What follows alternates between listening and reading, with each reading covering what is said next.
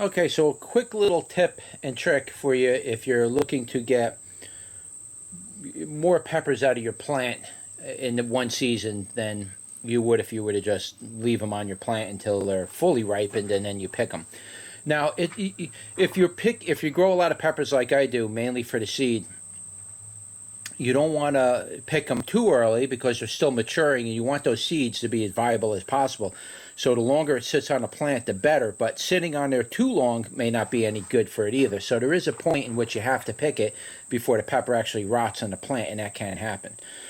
So generally, if I'm looking to try to get a second bloom out of my plant and, get another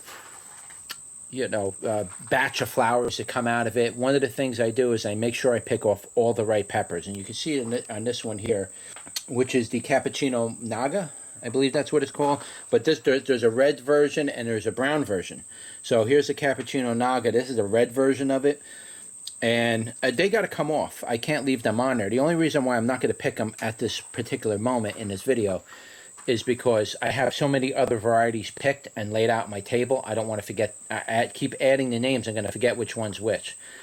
So I do got to pick this one and pull them off. But if you're looking to save seeds, generally you want to wait until they turn red.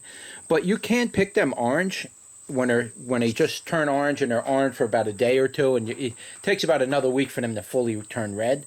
But if you want to get them off when they're at that light red orange phase, you can pull them off. They're still fine. You just let them ripen up for another day or two on your table. They'll turn red right away. And then remove the seeds. You should be fine. Those will be perfectly viable seeds that'll grow for you. So that's what I normally do. But this year, I'm trying to get a second crop, a second bloom out of my peppers. So you always want to try to pick the peppers as early as you possibly can, so that plant can start going into a flowering stage. And the way you do that is once they're ripe, get them off the plant. The reason why you see me leave my peppers on my plants a lot of times is because I need to shoot videos of doing taste tests and reviews on them, so I leave them on my plants until I can get around to it and do a taste test on it. So that's the only main reason why I leave them on there so long. And also, if I don't feel that they're on there long enough, like a lot of times I'll look at the cap. Show you that cap. You see how it's kind of like dying already? This pepper's already matured. It's past that stage where the seeds are, not going to be viable. They're viable seeds now, and you can pick those peppers pretty easily. And and you ain't gonna have a problem with the seeds. You'll get like a 98% sprout rate out of that. You're not gonna get unviable seeds. So, but yeah, if you're looking to try to get more peppers out of your plants per season, generally, if you start your pepper plants early and you get your first bloom in like May and June, and you're doing your first harvest by the end of July, if you can wipe out a bunch of that harvest right out then, you're going to get a really good second harvest, because your plant will flower more in the fall. It'll just really bolt up in the fall and put out a ton of flowers because it knows that its fall is coming. And when it does that, it just starts putting out a ton of flowers. So it's good to get your plants to do your first harvest at around the end of July. Even the first week of July is good. Then after that, it's game on for the second harvest, and you can get quite a big harvest out of your second one. So that's just a quick tip for you if you're growing peppers and you're trying to maximize your yields, but you're cramped in like I am. And if you grow your plants out in the sunlight too, you will get a large first harvest, but the second harvest that comes in from that tends to be smaller peppers and not quite as big, and you'll get more of them, but they won't finish their development before the first frost, especially in northern climates. Southern climates, you can get away with longer periods. Those are other little things you can do to help encourage that second harvest to come out. But what I do is what you see here, and I usually get full-size peppers all the way into, because I get the peppers already, they're flowered by the end of July, and usually by the end of July, going into, going into August, you'll already have those flowers converting over to fruit.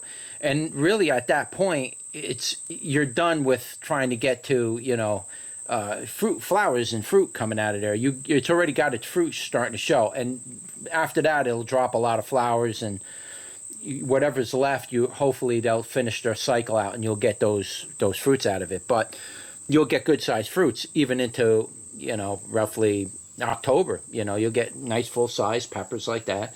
You won't get any real stubby ones. Like here's a stubby one. That's a 7-pot bubble gum. That's a real stubby one. And there's a couple on here that are stubby, and it's kind of been resistant the whole summer. So I'm going to bring that one in and try to winter it over and get a 3rd year out of that plant, and see if I could get some more super hots out of it. We'll see what I can do with that. But yeah, if you want to try that, as far as trying to get your plants to produce, and to be honest with you, it's not just pepper plants. That also applies to tomatoes, especially beans.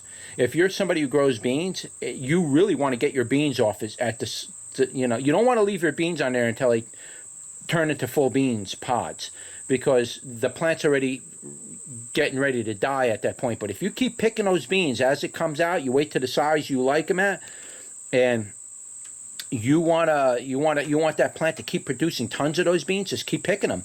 The more you pick those beans, the beans will produce hundreds upon hundreds of pods.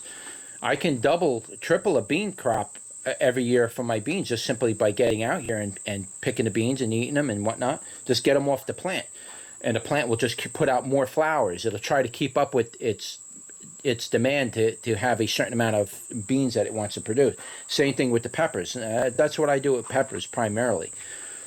Now, also too, when you pick all your peppers off, it's probably a good time. Once you start seeing the leaf drops like you see down there, once you start seeing that, this is probably a good time. If I don't see any more pepper pods coming out of here, for those plants that are shedding leaves, those are ones that I'm probably going to want to prune back now before I winterize them and winter them over.